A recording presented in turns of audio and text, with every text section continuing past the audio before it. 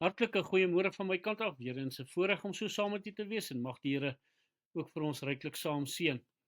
Iets van hierdie kuikop houtkappers is wanneer hulle neste maak, is hulle nogal baie aggressief teenoor ander voëls. Hulle verjaag hulle dan ook uit hulle gebied uit, veral in die broeityd, en die voëls wat hulle dan verjaag is juis ander voëls soos byvoorbeeld die rooikop houtkapper, wat ook so in die droë boomstompe dan ook nes maak, wat baie keer hulle neste wil oorneem.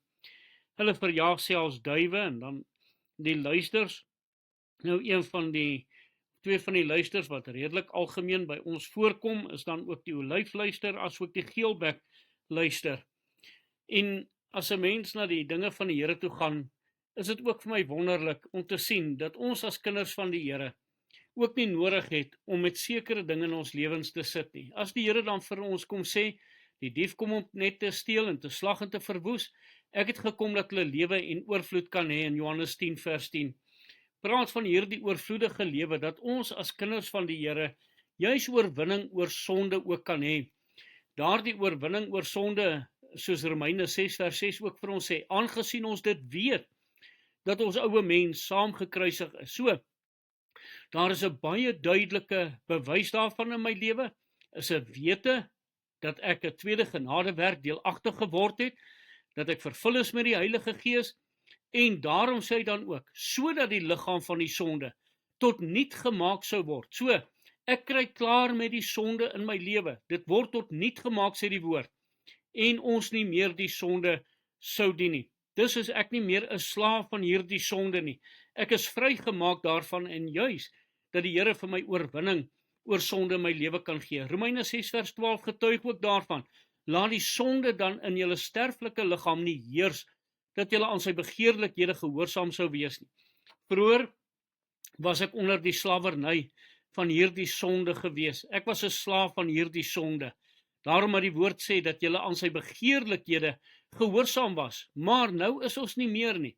Daarom het die sonde nie nodig om in ons sterflike liggame te heers nie, want die Here gee vir ons daardie oorwinningslewe daaroor.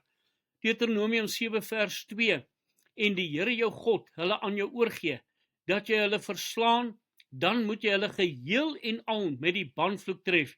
Jy mag geen verbond met hulle maak en hulle nie genadig wees nie.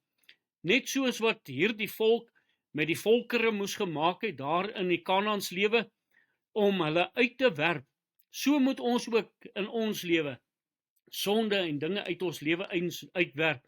Ons kan nie met hierdie dinge in ons lewe sit nie, want dis juis waarvoor Jesus gesterf het, sodat ons dan 'n oorwinningslewe oor daardie sonde kan behaal. Dit was juis waar die Here vir hulle die krag en die genade gegee het in daardie oorlogvoering, waar hulle daardie oorwinnings kon behaal het, en waar hulle daardie vyand tot niet kon gemaak het. Die vyand in ons lewe, die sonde, wat tot niet gemaak moet word, en daarmee gehandel word, dit moet met die bandvloek getref word.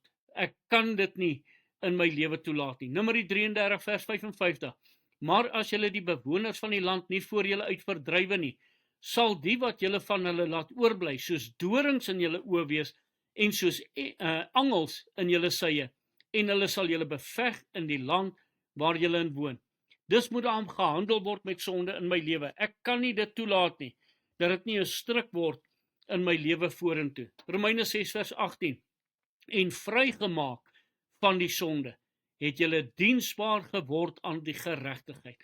Nou is ek oorgegee aan die Here, en die begeerte van my hart is om nou vir hom diensbaar te wees, en nie meer vir die sonde nie, want hierdie sonde word daar gehandel in my lewe. Dit word uitgehaal en dit word uitgewerp, sodat ons nou vir die geregtigheid van die Here mag lewe. Mag die Here ons genade skenk, mag hy vir ons help ook in hierdie stap van geloof, om die Here ook daarvoor vas te hou. Kom ons bid saam. Hemelse Vader, dankie dat U ons oorwinning oor sonde gee, dat sonde nie nodig het om te heers in hierdie sterflike liggame van ons nie. Dankie vir die kosbare bloed, wat ook met hierdie sonde kom handel, ons kom reinig. Ons eer U daarvoor. Amen.